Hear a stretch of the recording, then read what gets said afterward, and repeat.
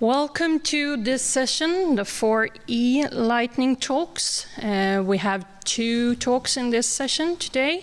My name is Moa Wahlqvist. I work as a researcher and coordinator in Sweden. First, we will listen to a presentation with the title Research on Description of People and Portraits, Implication for the Deafblind Community by Megan Conway. Megan is a PhD and is the Director of Information, Research and Professional Development at the Helen Keller National Center. She joined there in 2019 as a research and accessibility specialist after 18 years as a faculty member at the University of Hawaii. She holds a PhD in special education from the University of California, Berkeley.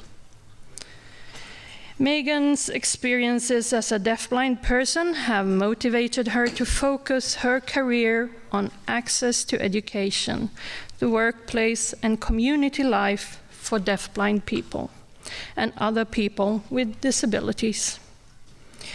During her time at IRPD, she has led research projects focused on employment, haptics, audio description, the use of touch during orientation and mobility, and better access to data about people with deafblindness.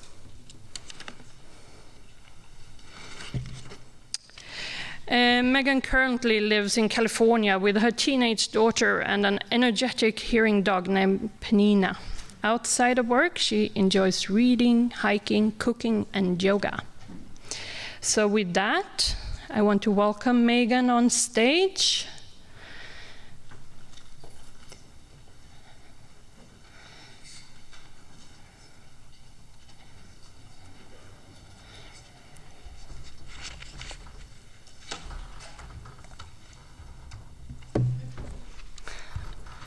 I see some hands waving and clapping. Yeah. Okay.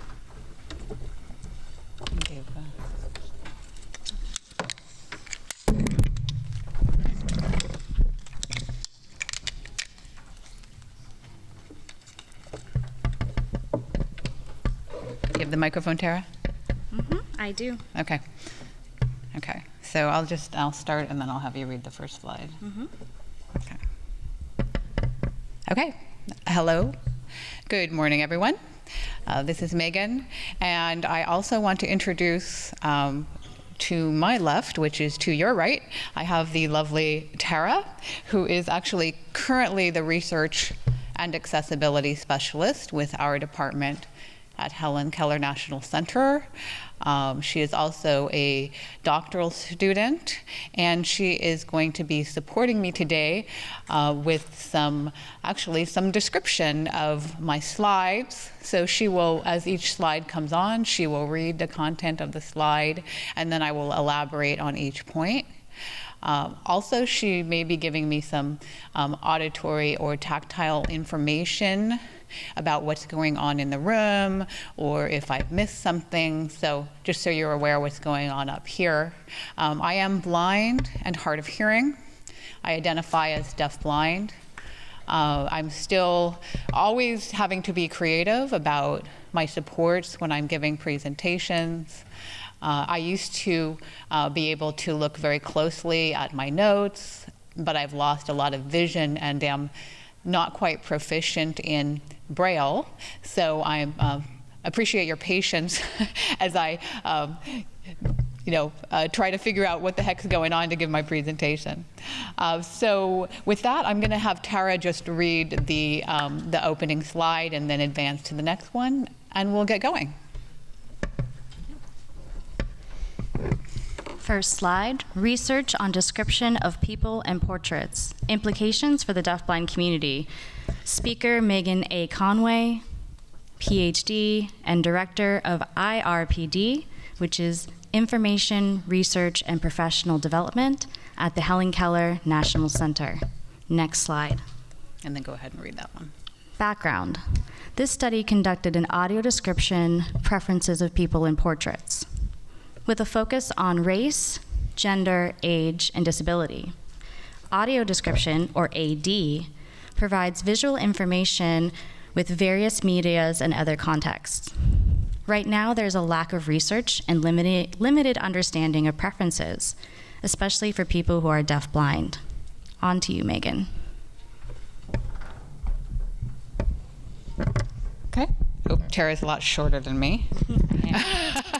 I'm adjusting the microphone up a little bit. So this is Megan. So first of all, just to let you know what's not on the slide, when I was at the University of Hawaii, I became connected with a project looking at audio description, which in the blind community is typically used to describe what happens when we verbalize something that's going on visually. So it was traditionally used for movies. So when you have movies, in addition to captioning, you might have audio description, where there's a voice describing some of the activity on the screen. The term is more broadly used now when we're talking about describing pictures, plays, brochures, and even live situations like what's going on in a party or other kinds of live communication. In the deafblind community, sometimes people get confused with the audio part of audio description. But when I'm talking about audio description, I'm actually talking about describing the visual. That could be with speech, it could be with sign language, or text, or any other means of communication. So I want to be clear that that's what I'm talking about. I'm talking about describing visual things when I use the term audio description. So through my involvement with the project at the University of Hawaii, we have broadened our focus from just blind or low vision people to include people who are deafblind. And that's what I want to talk to you specifically about today, about applications for the deafblind community of this means of access. The original project was actually working with the National Park Service in the United States to make their brochures and displays more accessible for people of all kinds. So there is increasing research in this area, but not very much, and definitely really nothing focused on people who are deafblind. The question is when we describe things, whether it's a movie or a live action, such as a social situation or an image, do deafblind people have different preferences than people who are blind or low vision? And in general, what is the community of people who are blind and deafblind, what do they prefer? That was the question that we really wanted to answer.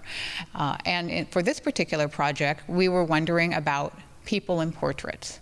So portrait, for example, if you're in a museum, what do people prefer in terms of what they want described about the image where the primary focus is another person?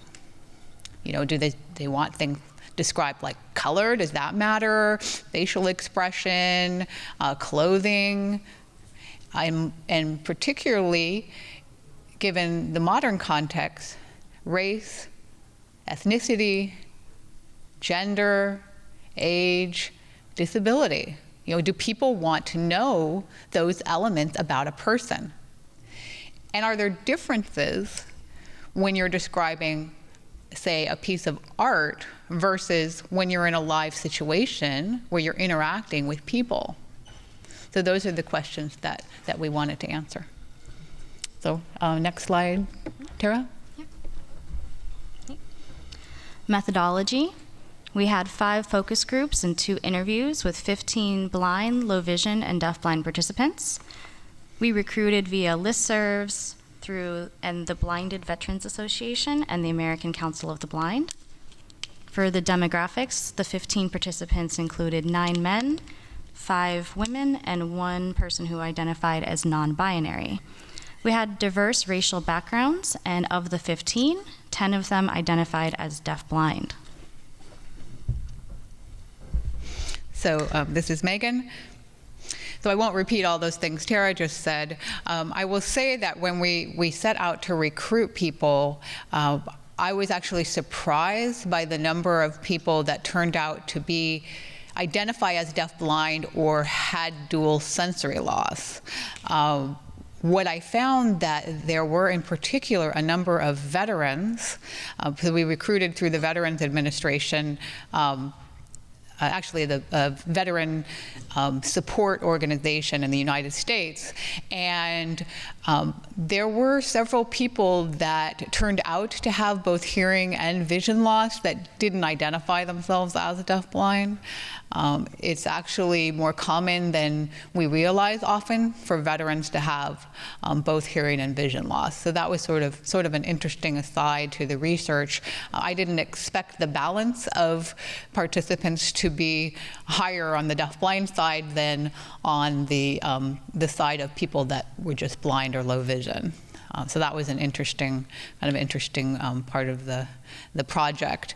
So we had focus groups. There was one focus group that was entirely comprised of people who were deafblind, other focus groups that had a mixture, and then I had a couple of one-on-one interviews with people where the communication flowed better in a one-on-one situation than in a group situation. And I conducted all of the interviews with support from a research assistant. So next slide, Tara. Okay. And we have about 6 minutes. Okay. Okay. Findings and implications for deafblind participants. We found that there was an importance with facial expression, and there was an impact based off of the age of onset of an individual on what they preferred based off of their age of onset. Describing directly from the visual source itself as opposed to a text description. Integration of sound and sight to create the whole picture. And sometimes just taking an educated guess when you're not quite sure. Mm-hmm. So this is Megan. So what was interesting, I think all of these were interesting to me that they stood out as most particularly important to deafblind participants. So actually, starting at the bottom, the educated guess, a lot of blind and low vision participants said that they would prefer to have somebody tell them the information. So for example, here's someone with long hair and wearing a dress, and they have brown skin. Right, and then, but deafblind people were more likely to say, that doesn't give me all of the information I know to know what this person's race might be, what their gender might be. Just pausing for an interpreter switch. Okay, go ahead.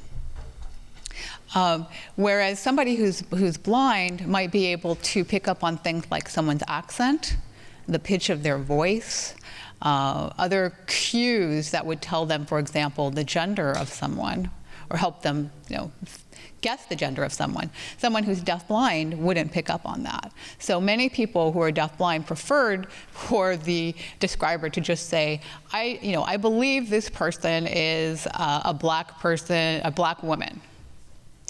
And then go on to describe some of those details that lead them to that conclusion. But I did find that more with deafblind participants. I also found that deafblind participants, if you're talking about an image or a picture or a painting, preferred, particularly if they were using sign language as their mode of communication, to have the describer describe directly from the image rather than translating something that was in text, like a description next to the portrait or a description that someone else had written up, because they found that was a much richer description and matched their language needs and understanding.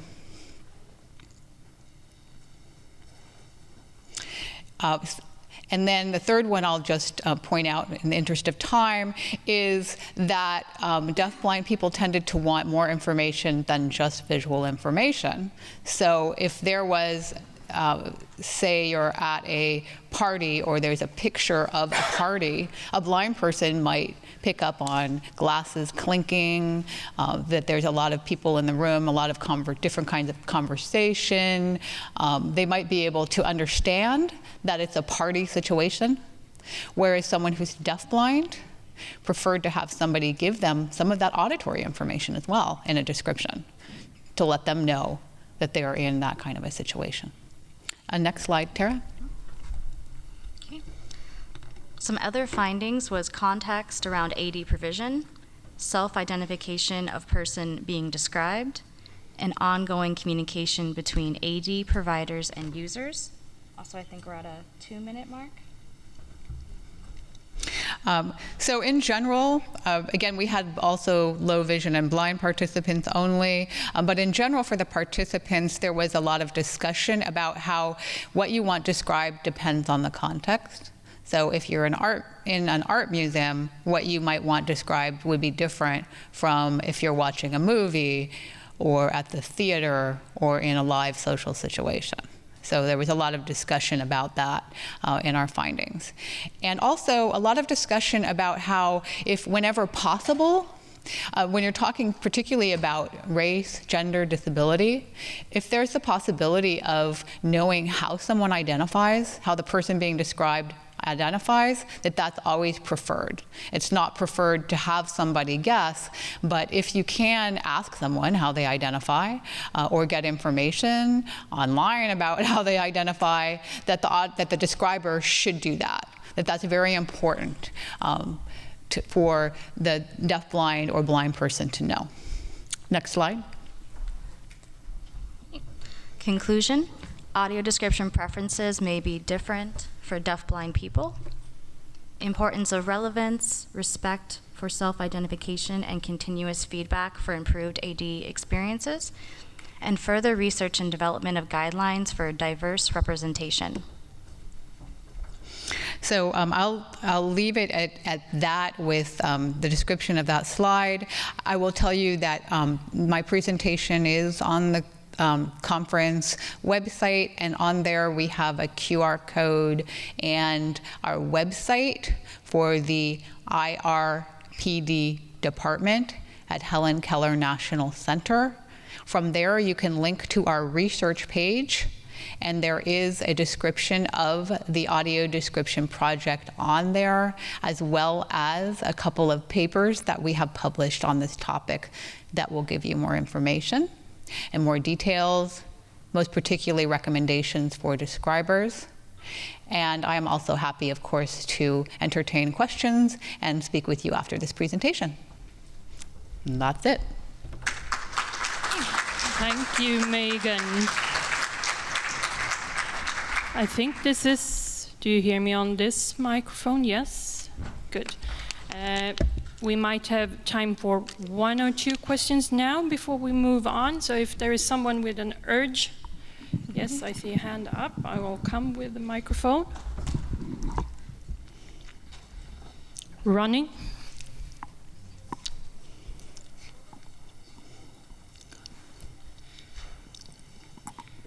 You will have 2. I was curious if you've done any research between the difference between the adventitiously deafblind and congenitally deafblind, how they receive the information. Have you done any qualitative research on that? So this is Megan, and actually one of our findings that I didn't go into detail about was that there were some differences between people who acquired blindness or deafblindness and people that had congenital blindness or deafblindness.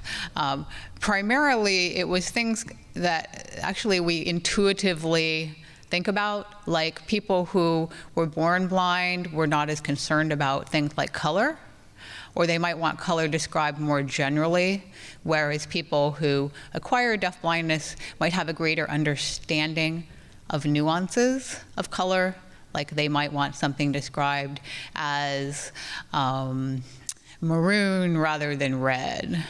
And definitely people with acquired blindness were looking for more details on things like color.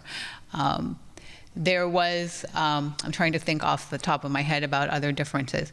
We touched on it in this research, but I think that and our papers describe this a bit, but I think there's definitely room for exploring this more. One thing I'll say, though, is that one finding was that everybody does have different preferences, and that was important to know, that sometimes you have to find a happy center where you're going to satisfy most people, but not everyone. And that's our time. Okay. Thank you, Megan. I think we'll move on. So again,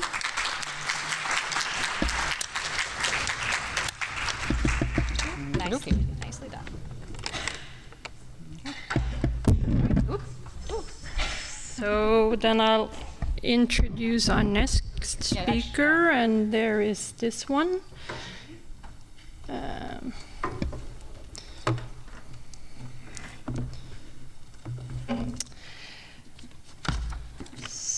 So the title of the next presentation is When Level 3 is Not Enough, English Local Authority Decision Making in Relation to Required Qualification Levels for Specialist Deafblind Assessment.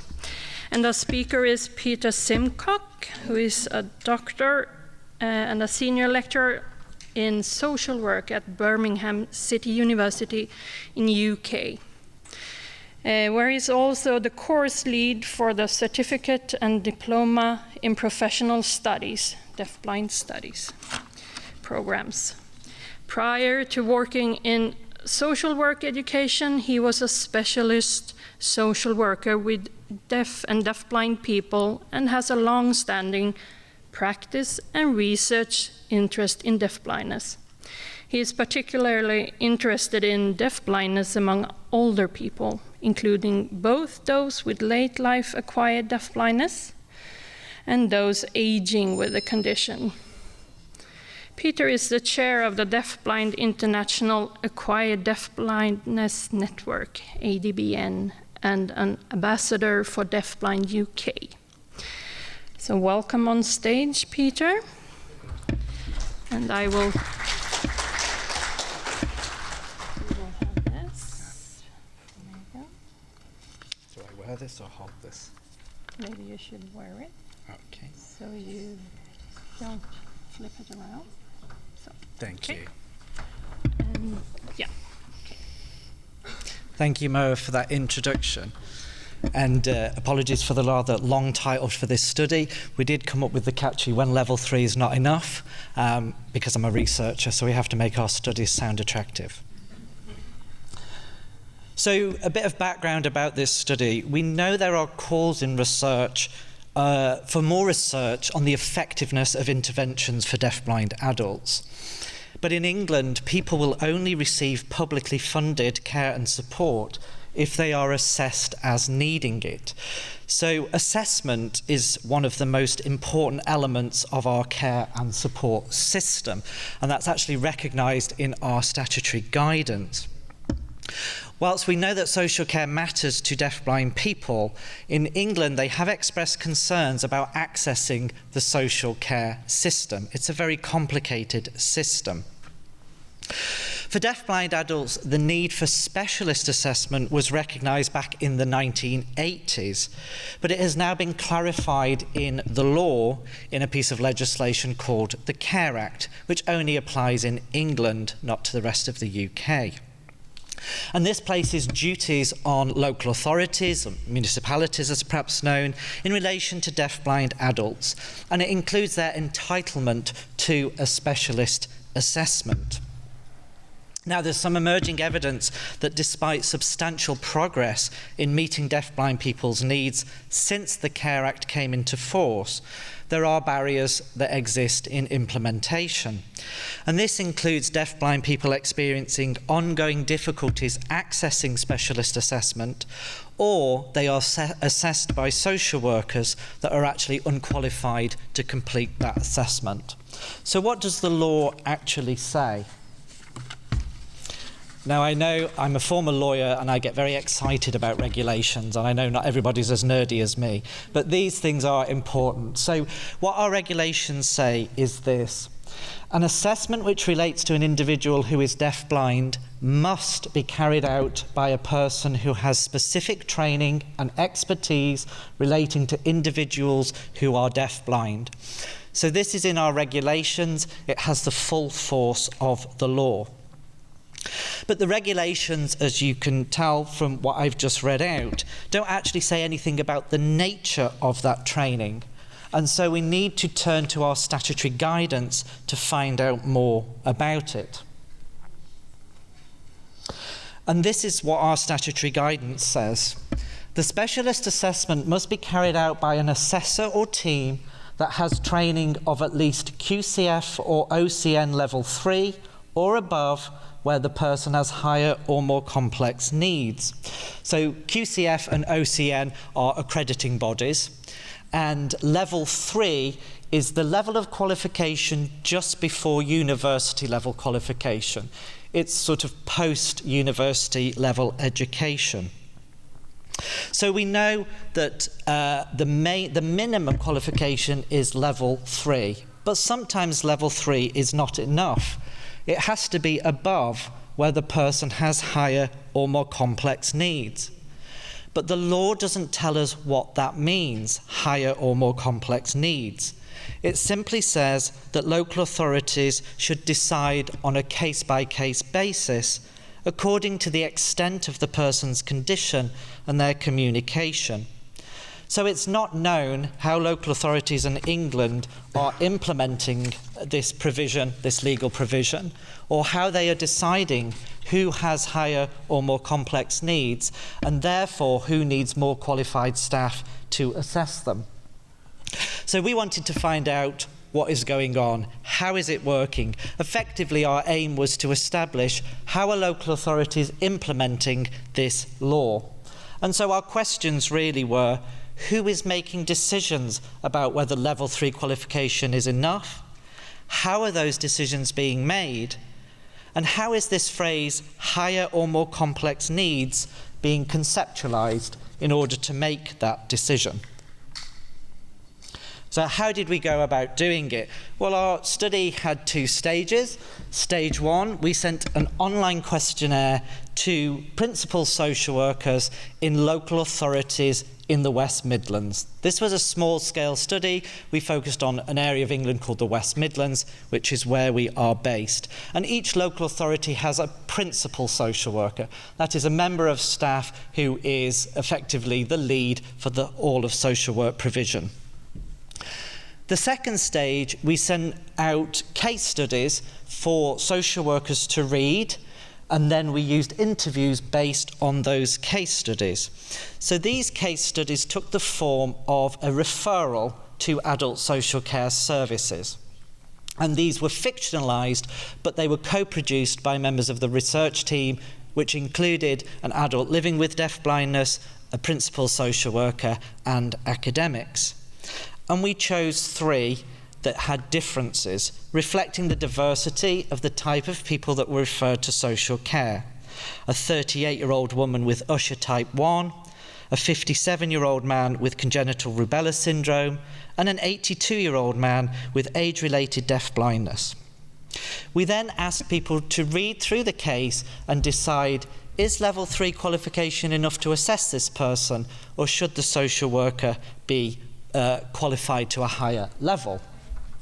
Once we'd collected our data, we used something very grand-sounding, framework analysis, which is an approach to analysing data to describe and interpret what is going on.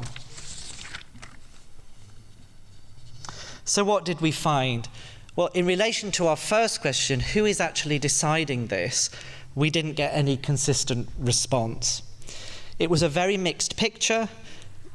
Different professional backgrounds of people making these decisions, different levels of seniority. In some local authorities, the response was, we don't know. We don't know who's doing it. We don't know how it's going on. There was also differences in the way that the organisations were structured, And usually there wasn't one named person that would make the decision. It just depended on where that referral landed within the council. So what about how these decisions were made? Well, what we identified is this was actually a dynamic process. It wasn't a one-off decision, because as more information became known, things changed. And there were situations where decision makers said, well, on the basis of this information, we think a level 3 qualification is enough. But often in practice, the social worker goes out, meets the person, and then comes back and says, I'm not qualified enough to do this. It's more complicated than I thought. So then the decision changes and we send someone else out. It also depends on what the presenting need was. What professional does this person need? Do they need a social worker, or do they actually need a rehab worker? Are they at risk, and is it imminent risk? Do we need to get out to see this person quickly or not? Because we can't wait for somebody with the relevant qualification. We need to see them now, and we need to resolve the issue. Of course, decisions like this are not made in a vacuum. They are made in the very complex nature of the social care system.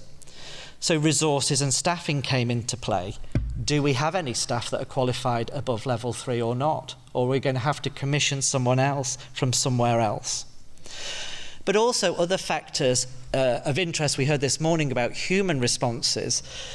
Decision makers said, well, the qualification actually isn't enough. Because if the referral comes in and that deafblind person is already known to a social worker, and that social worker has a very good relationship with that person, why are we going to send someone else, even if they're perhaps not have a higher qualification, but they know them well, they know the background, they work with them well. Staff also said there are different providers of level 3 qualification, and some are quite good, and some aren't that good. So we actually look at the worker and think, well, on paper, they're level 3 or level 4 qualified, but we know they're not that great, actually. And this person that's only level 2 qualified has worked in the field for the last 20 years and possibly knows more, even though they're not that qualified on paper. And of course, established practice. It would be wrong of me to suggest it was a case of, well, this is what we've always done. But there were certain patterns in the way that certain people worked. And so in some local authorities, it was only the social worker that had access to the community care budget, that had access to resources to put care in. And the rehabilitation workers didn't have access to that funding. So if we knew we were going to need ongoing care, we'll send the social worker out, irrespective of qualification. But how did they decide what higher or more complex meant? Well, these were the things that we found. First of all, it's tricky, isn't it? Many of our decision makers said, how do we work out what's complex? We're not really sure. It's quite difficult, isn't it? I'm not sure what I would do. It's tricky. How do we know what's more complex and what isn't? But by far the biggest factor in determining complexity was communication. But actually what we meant by that, or what was meant by that, is does the person use sign language or not? That was the deciding factor. And what is the communication skill of the assessor? Put simply, if the deafblind person uses sign, they leant towards it being complex, and if the deafblind person used speech, it was seen as not complex. Change was also a factor. Again, this centered on communication. If this person is going to need to learn a new way of communicating, then this is a complex situation. Or if they need to be taught different ways, this is a complex situation. It largely centered around communication, but staff did talk about other changes. Is the person's family situation going to change? Have they recently retired? Or might they be moving accommodation? These sorts of things were considered to make a situation complex, and therefore the assessor needs to be more qualified. And some of the factors were related to the person's impairment, and some were related to non-impairment factors.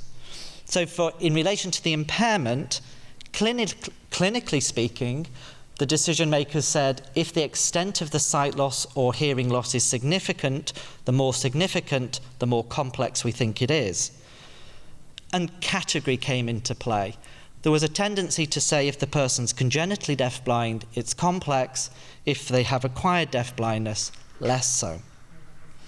Non-impairment factors included the impact the person's deafblindness had on other members of the family, the level of social integration or isolation, the level of dependence, the potential for long-term care needs, additional disability and impairment, and the experience of multiple loss. So just to finish with a few comments. This was a small-scale study, so it's not possible for us to make any kind of recommendations, but it did provide an insight into practice in England and how the provisions are being implemented. So I want to offer just a few concluding remarks. What we were pleased with, the data revealed evidence of good practice. Decision makers were thinking about the complexity of deafblindness. They did consider factors related to somebody's impairment, but also non-impairment related factors, such as social circumstances, financial matters, family dynamics. There was also evidence of practitioners using the law explicitly to assert deafblind people's entitlement to specialised assessment. But some things to think about. First of all, the social care system is hideously complicated. And so you're determining complexity in a complex landscape. So this variation reflects the way that social care is organised in England. There's a lot of variation. And it reflects the realities of having to make decisions not in a vacuum, but in the realities of day-to-day practice. We wouldn't want to be overly prescriptive because different areas do things differently, but there didn't seem to be any sort of pathway and things got lost and decisions weren't made clearly. Secondly, defining complexity is in itself complex. And there are two ways of thinking about complexity in social work. The first is that everyone's complex because we're all human, and humans are complex. The second, and the more common term used in social work, is that people's needs are complex if they cannot be met by one agency alone. And we know that almost all deafblind people need a multi-agency response. Arguably, therefore, every deafblind person has higher or more complex needs, and therefore level 3 is not good enough for any of them. There are also concerns with the law itself. The law refers to extent and communication needs. Is the law sanctioning the neglect of other factors that might render a situation complex? And if you go through the law and the regulations in detail, like nerdy folk like I do, you will see there's reference to a person needing this qualification, an individual needing this qualification, but then later on in the law, a person or team needing qualification. Well, what does that mean? Everyone in the team has to have the qualification? The lead in the team has to have it? How does that work? We don't know. And finally, if the three aspects of complexity that we identified, communication, change, and different factors, were recognised for those with late life acquired deafblindness, they can be seen as complex, and thus assessors with higher level qualifications went out to do the assessment. But it appears from our interviews that it wasn't always recognised and it wasn't always seen as complex. And this was associated with speech use being seen as non-complex, and we know that speech use is more common in those with late life acquired deafblindness, and therefore practitioners sometimes saw deafblindness in older people as simply inevitable and common, and it was that group that were at risk of missing out of specialist assessment. Thank you for listening to the presentation.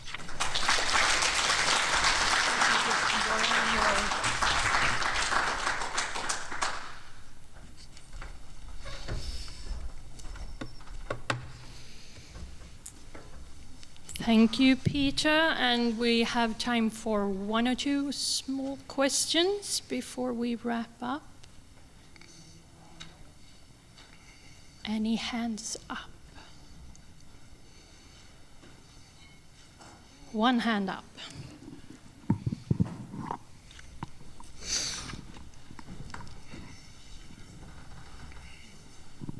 Hi, it's Melanie speaking. Hi. I'm just wondering what's next. So this was, that's a very good question. Wait. We focused, sorry, that's a very good question. Thanks, Melanie. We focused on 15 local authorities in the West Midlands. So this was a very regional study. And we are largely city centre, so city councils, that sort of thing, not representative of England as a whole. So we involved 15 local authorities, and there are 152 local authorities in England. So we've got a lot of work to do. So next, we are currently bidding for money to fund an England-wide project to explore these similar questions. What we also want to include in our next project is not only how are decision makers determining higher or more complex needs, but what do deafblind adults themselves think that term means, and whether they would see their own needs as complex or not. So that's next stage. We just need somebody to fund us to do it. Yeah. Thank you. So now I'm scooping you off. But there will be time for more questions afterwards. So thank you all so much, and thank both of you for lovely presentations. And for me, this not only it highlights the importance of knowledge from those who surrounds people with deafblindness, knowledge about deafblindness, its implications at different levels. When you meet someone in person or in legislation, as Peter was talking about, how do we define, what does it mean to be a person with deafblindness, what is needed. So, and I have some small tokens to you two presenters as a gift for our appreciation. I will make some noise here. And come down to you. Yeah, we give them an applause. More applause.